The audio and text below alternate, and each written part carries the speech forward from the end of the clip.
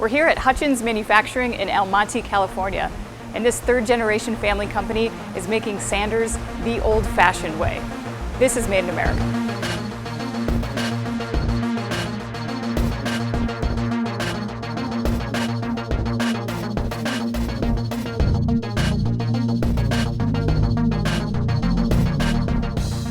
There once was a time when family companies were a dime a dozen.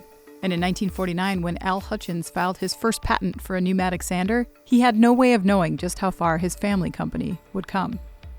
Al started in the body shop business, and it wasn't long before his passion for innovation and his need for a more comfortable sander coalesced with the invention of what would eventually be known as the Hutchins Model 800, which is still in production today.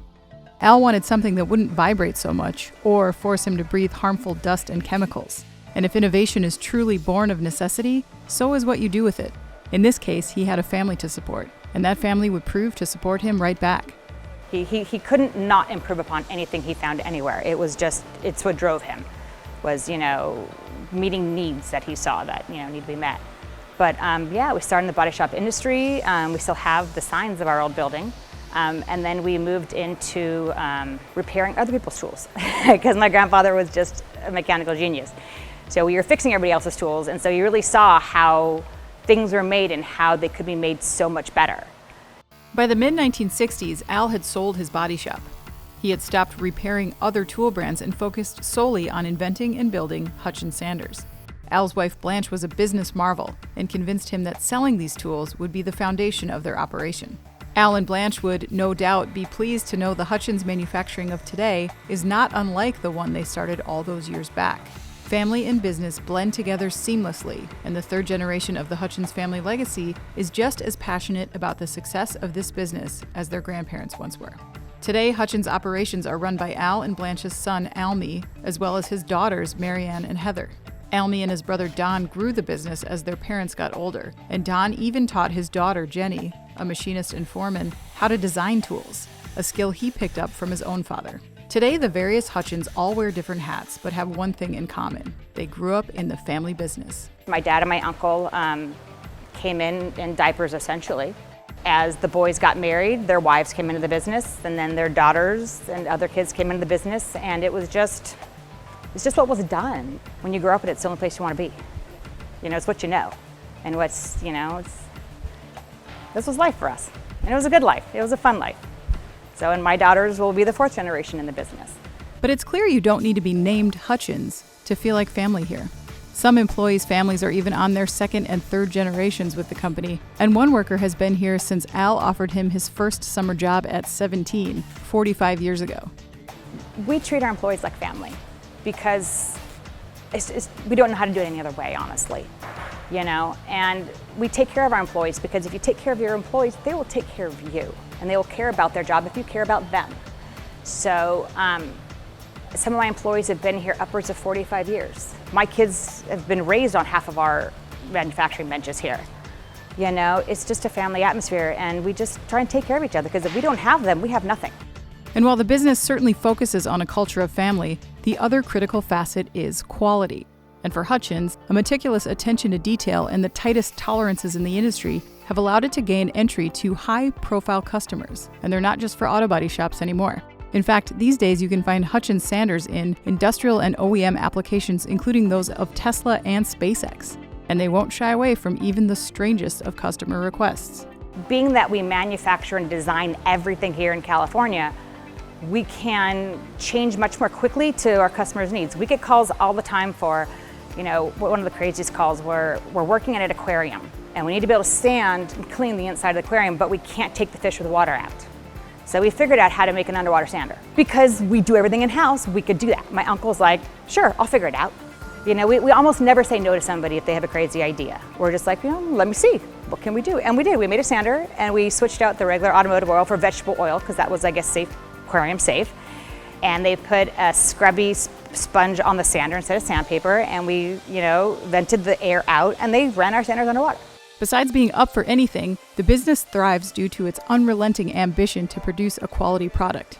And for Hutchins, that means its operations and its supply chain will remain on U.S. soil. We've always been very proud of our roots being here in America. And part of that is when you source locally, you keep your local business as well. And not only that, but you control the quality. The closer your vendor is, the easier it is to fix something if it's not quite to your quality standards. And honestly, ours are really high. We mic everything. Our tolerances are so tight, so we typically, when we find a vendor that we like and they like us, we stick with them. We have a lot of vendors that are second and third generation vendors that still make our product. Could we make it cheaper elsewhere, out of state, out of country? Oh yeah, we probably could. But we believe you get what you pay for. You know, you bring the cost down that much, you're gonna lose quality. It's just the way it works. We really value customer service and quality. It's, when your name's on the product, it's, you know, it's gotta be there. And quality is inherent in a Hutchins sander, part of which the company controls by making its pads in-house. Jenny Hutchins, a foreman and machinist with more than 20 years of experience, puts final products through aggressive manual tests, including a body weight test where the sanders are forced to bear the weight of the tester and continue to operate. Jenny works side by side with Hutchins' other foreman, Jesus Lule, who was recruited by Al Hutchins in 1981 because he had experience running a punch press, a skill he still uses to this day to meticulously line up the holes that will be used to fasten the sander pads in final assembly. Marianne acknowledges that the business climate in California can be a challenge. Regulations are strict and operating costs can be high, but there's a benefit to being first to market in a sander design that was already intended to divert noxious dust before it was required. We've designed stuff early on that some people are just catching on to now. You know, we've had vacuum sanders since day one. Our tools are built with vacuum in mind because we didn't want to breathe in all the nasty dust. And back then that was lead paint. It took to the 70s to realize, oh wait, lead paint's bad. Back in the 40s and 50s, my grandpa was like, you know, we don't need to be breathing this stuff in. So all our tools were designed vacuum from beginning forward. So that was already in our design process. Other people who got on the bandwagon had to alter their tools after the fact to make them do vacuum and therefore do it not quite as well. When our customers will get a lot of calls, you know, oh, OSHA came in or the EPA came in, can you help us? Because they need to clean up their environment. You know, and our stuff has, you know, been OSHA compliant before OSHA existed. Our decibels have always been low, our vibrations always been low, because my grandpa just didn't want to deal with those types of things. He didn't want to lose his hearing. He didn't want to lose the feelings in his hands. A lot of the regulatory changes haven't bothered us much because we've been within their tolerances and limits for decades. This is a family company. I've been toddling around these floors, you know, since I was a little kid, and I touched absolutely everything, and they made sure they didn't want to bring anything in that was toxic to their own family. Because when your whole family works for you, you don't want people to get sick. You know, so we've always kind of had a clean shop when it comes to chemicals and all that kind of stuff. So they don't bother us as much. You know, the labor rates in California, yeah, that's painful. But our employees are family. If we were to move, the only way we could is if we took all our family with us. And they all have families here. So we figure it out. We find cost savings other ways, you know, producing less labor in our products. You know, we've redesigned some of our products to literally take out half the labor. So that's kind of how we've dealt with manufacturing in one of the most expensive states of the US. And just like necessity drove the innovation of the first Hutchins sander, the company continues to modify the product and process in response to other challenges. At one point, steel shortages resulted in problems getting the handles produced quickly and cost-effectively, so they decided to make a change. My dad was having a problem getting the steel, and we would have to ship that from Santa Fe Springs to Tehachapi to get finished. And then from the finished product, then it was shipped to another place to be plated, and the cost started to spiral. And my dad, always bringing things in, asks my cousin Paul, can we make them? We make them from aluminum now. We have a large house that we put the material in, and then we get to recycle the aluminum after. We recycle all of those chips. So it's very cost effective, and the weight is less, and everything is about weight with sanders. So if we can keep the design of the tool and drop weight certain ways, we've done that. Internally, we've changed steel parts to aluminum parts and then put a steel shim in between. So we've dropped weight that way. We've dropped weight by using high quality composite things, you know, plastic with fiber in it. So we've been able to keep things in factory and still keep up to date with like the latest stuff. So, and whenever you can cut even pennies, it helps. There's no doubt as to Hutchins' status as a market leader. In fact, the company just announced it has joined the prestigious Refinish Solutions Group, an alliance meant to support the automotive repair market with cutting-edge process solutions and training.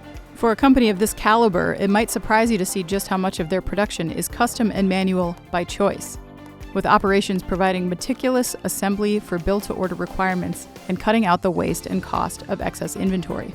I only build a certain amount of tools that we need.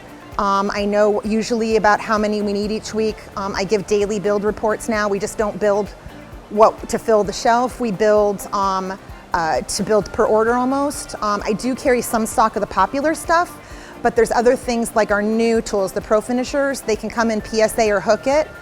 So I build those, I keep them as what I call blanks, and then we build those fast. So I build PSA or hook, I build them to order, and we don't leave a lot of dead stock on the shelf and things that don't move. I can use those parts for things that do move. So we build smarter now instead of just building to have stock and to fill the shelf. So. Smarter builds mean less rework and, of course, more cash to be used to support what Hutchins sees as its #1 priority, its employees. Hutchins pays 90% of its workers' healthcare costs and offers competitive wages as a way to ensure it doesn't contend with the revolving door of skilled workers that many manufacturers do.